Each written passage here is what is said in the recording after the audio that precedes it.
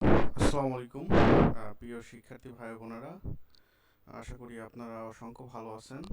So আজকে যে বিষয়টা নিয়ে ভিডিও বানাচ্ছি, আজকে হচ্ছে আপনার 1লাই আগস্ট 2024।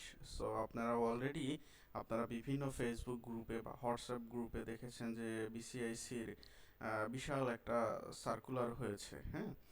সো সেই সার্কুলারকে ঘিরে অনেকের মনে অসংখ্য কোশ্চেন তৈরি হয়েছে, যেমন হচ্ছে যাদের সিজিপিএ কম তারা কি অ্যাপ্লাই করতে পারবে কি না। এরপরে আবার দেখা যাচ্ছে যে যারা ডিপ্লোমা ইঞ্জিনিয়ার যেগুলো পোস্টে যে সার্কুলারগুলো হয়েছে ওগুলোতে আবার এক্সপিরিয়েন্স চেয়েছে 5 বছরের, আবার 3 বছরের এক্সপিরিয়েন্স চেয়েছে, হ্যাঁ। এরপরে আরও বিষয় যে এদের কোশ্চেন প্যাটার্নগুলো কী টাইপের হয়ে থাকে, বা এক্সামগুলো আসলে কতদিন পর পর হয়ে থাকে। সার্কুলার তো সবে 1লাই আগস্ট দিল, সো এক্সামটা কবে হতে পারে, ঠিক আছে। এরপরে হচ্ছে পরীক্ষাটা কে নিবে, কোশ্চেন প্যাটার্ন কেমন হতে পারে। সো আজকে আসলে ওভারঅল এই সকল বিষয় নিয়েই আজকে ডিসকাশন করব বিসিআইসির। সো দেখি আমরা আগে ফার্স্টে সার্কুলারটা দেখি। সো এই হচ্ছে circular, Bangladesh chemical industry corporation, যাকে সংক্ষেপে হচ্ছে বিসিআইসি বলে। সো আমরা এখানে দেখতে পাচ্ছি যে আমাদের আসলে আমরা টোটালি হচ্ছে ইঞ্জিনিয়ারিং দিকটা নিয়ে কথা বলবো। সো এর মধ্যে হচ্ছে আমাদের হচ্ছে বেসিক্যালি হচ্ছে ইলেকট্রিক্যাল ইঞ্জিনিয়ারিং এর বিষয়টা নিয়ে কথা বলবো। সো আমরা এখানে দেখতে পাচ্ছি যে সহকারী প্রকৌশলী পোস্টে হচ্ছে আমরা দেখতে পাচ্ছি যে 19টা পদ আছে। সো এরপরে এখানে বলছে যে সংশ্লিষ্ট বিষয়ে বিএসসি ইঞ্জিনিয়ারিং অথবা 5 বছরের অভিজ্ঞতা সহ ডিপ্লোমা ইঞ্জিনিয়ারিং। দ্যাট মিন্স আপনি যদি এই সহকারী প্রকৌশলী পোস্টে আপনি ডিপ্লোমা ইঞ্জিনিয়ারিং সার্টিফিকেট দিয়েও আপনি পোস্টে আপনি অ্যাপ্লাই করতে পারবেন। বাট এখানে আপনার যেটা চেয়েছে, যদি আপনার ডিপ্লোমা ইঞ্জিনিয়ারিং থাকে তাহলে এর সাথে আপনাকে 5 বছরের এক্সপিরিয়েন্স থাকতে হবে। 5 বছরের এক্সপিরিয়েন্স থাকতে হবে, তবে গিয়ে আপনি ডিপ্লোমা ইঞ্জিনিয়ারিং সার্টিফিকেট নিয়ে আপনি এই সহকারী প্রকৌশলী নবমতম গ্রেডে আপনি অ্যাপ্লাই করতে পারবেন। অথবা যদি আপনার শুধুমাত্র বিএসসি ডিগ্রি থাকে, সেক্ষেত্রে কিন্তু আপনার এখানে আপনার কোনো এক্সপিরিয়েন্সের প্রয়োজন হচ্ছে না, ঠিক আছে।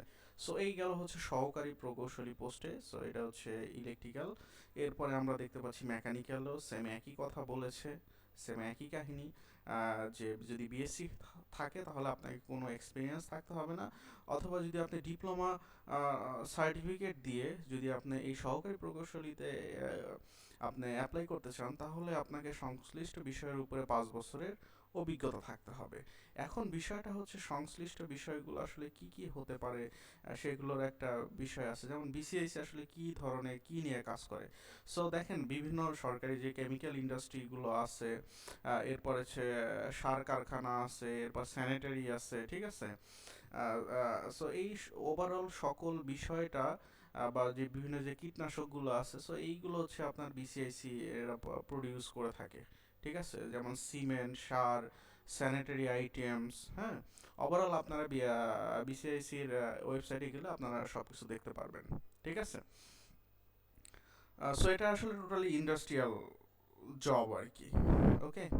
আচ্ছা, তো যাই হোক, এখন এই সকল বিষয়ের উপরে আপনার যে সার কারখানাতে 5 বছরের এক্সপিরিয়েন্সের জব থাকতে হবে এরকম কোনো বাধ্যবাধকতা নেই। আপনার ইঞ্জিনিয়ারিং যে কোনো সেক্টরে আসলে 5 বছরের এক্সপিরিয়েন্স থাকলেই এনাফ, ইন্ডাস্ট্রিয়াল রিলেটেড, ঠিক আছে, বা পাওয়ার জেনারেশন রিলেটেড, ওকে।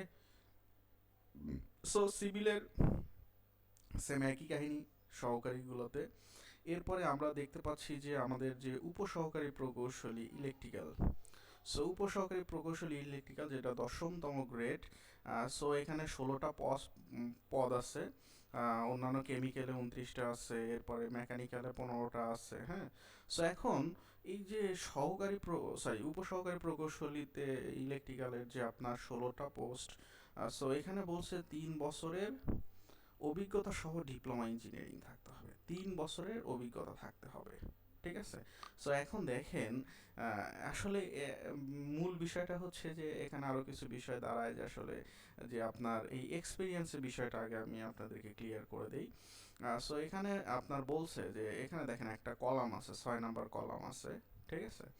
সো আপনার লিখিত পরীক্ষায় উত্তীর্ণ হলে এরা হচ্ছে আপনার ভাইবার আগে আপনার কিন্তু কাগজপাতি এভরিথিং যত ডকুমেন্টস আছে সবগুলো আপনাকে সাবমিট করতে হবে, ইভেন সেগুলো কিন্তু ওনারা সুন্দর মতো চেক করবে, ঠিক আছে? সো যেমন 2018 সালের যে সার্কুলারটা হয়েছিল, সরি 2017 সালের যে সার্কুলারটা হয়েছিল, সেই সার্কুলারের যে পরীক্ষাটা হয়েছিল ওখানে কিন্তু রিটেনে কিন্তু ইলেকট্রিক্যালের অলমোস্ট প্রায় 60-70 জনকে টিকাইছিল লিখিততে।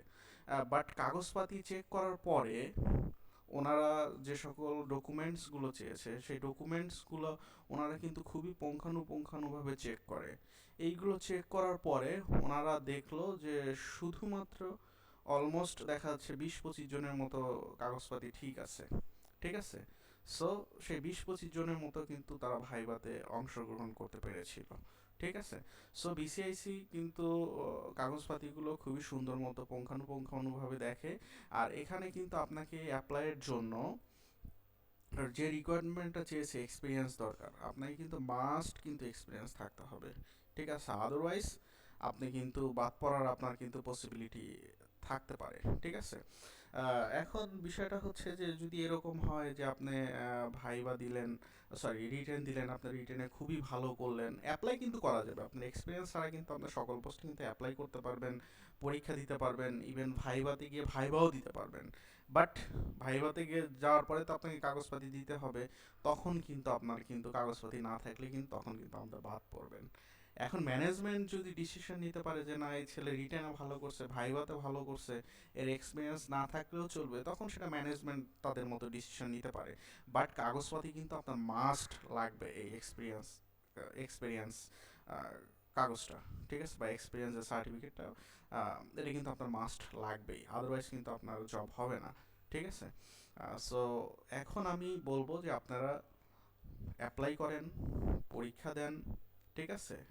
সো এই ক্ষেত্রে আপনি এক্সপিরিয়েন্সটা গ্যাদার করেন, দেখেন আপনি রিটেনে টেকেন কিনা, আপনার ভাইবা পর্যন্ত যেতে পারেন কিনা, ঠিক আছে? আর যাদের কাগজপাতি আছে, এক্সপিরিয়েন্স আছে, ওকে ফাইন, তারা তো ভালোই করতে পারবেন, সমস্যা নেই, হ্যাঁ? সো এই গেল হচ্ছে আপনার এক্সপিরিয়েন্সের বিষয়ে সকল কোশ্চেন, সকল কাহিনী, হ্যাঁ? সো এখন আর একটা বিষয় বলি যে আসলে পরীক্ষাটা কতদিন পর পর হয়, ঠিক আছে? সো যেমন দেখেন আপনার 2017 সালে একটা সার্কুলার হয়েছিল অ্যাসিস্ট্যান্ট ইঞ্জিনিয়ারিং পোস্টে, বিসিআইসির মেকানিক্যাল, ইলেকট্রিক্যাল, সিভিল ছিল। 2017 সালে যে সার্কুলারটা হয়েছিল ওটা হচ্ছে মে মাসের দিকে মেবি সার্কুলারটা হয়েছিল। আর সেটার কিন্তু সরি মে মাস না, ওটা মেবি জানুয়ারি বা জুনের দিকে হয়েছিল। তো যাই হোক, সেই সার্কুলারে কিন্তু ওভারঅল 5 মাস পরে কিন্তু তারা পরীক্ষা নিয়েছিল, 5 মাস পরে, 2017 সালে যে সার্কুলারটা হয়েছিল। এরপর 2018 সালের মে মাসে যে সার্কুলারটা হয়, সেই সার্কুলারের প্রেক্ষিতে ওখানে কিন্তু অ্যাসিস্ট্যান্ট, সাব অ্যাসিস্ট্যান্ট ইঞ্জিনিয়ারিং পোস্টের ছিল। সো ওখানে কিন্তু অলমোস্ট প্রায় 1 বছর পরে, সরি 1 বছর 10 মাস পরে কিন্তু পরীক্ষাটা হয়েছিল। অর্থাৎ 2018 সালে মে মাসে সার্কুলার হয়, ওনারা পরীক্ষাটা নিয়েছিল হচ্ছে আপনার জুলাই মাসের 2019 সালে, ঠিক আছে? এরপরে মাঝখানে আরও একটা সার্কুলার হয়েছিল। তো যাই হোক, সেই সার্কুলারটাও কিন্তু অলমোস্ট প্রায় 7 মাস পরে পরীক্ষা হয়েছিল, ঠিক আছে? বাট এখন এই যে 1লা আগস্টে যে সার্কুলারটা হলো, এটা আমরা মিনিমাম আসলে 5 মাস বা 6 মাস ধরতে পারি। এখন এরপরেও আসলে পরীক্ষাটা কয় মাস পরে হবে না হবে সেটা পরের বিষয়, বাট মিনিমাম আমরা 6-7 মাস ধরতে পারি, যে 5-6 মাসের মধ্যে হয়তো বা পরীক্ষা হবে না, ঠিক আছে? সো এই হচ্ছে আপনার পরীক্ষাটা কবে হতে পারে তার একটা টাইম আমি আপনাদেরকে বললাম, সম্ভাব্য একটা টাইম। এখন বিষয়টা হচ্ছে যে এদের আসলে পরীক্ষাটা আসলে নেয় কারা, এদের এক্সাম ট্রেকার কি, আসলে এদের এক্সাম ট্রেকারটা হচ্ছে বুয়েট। এর পরীক্ষাগুলো সাধারণত বুয়েট নিয়ে থাকে।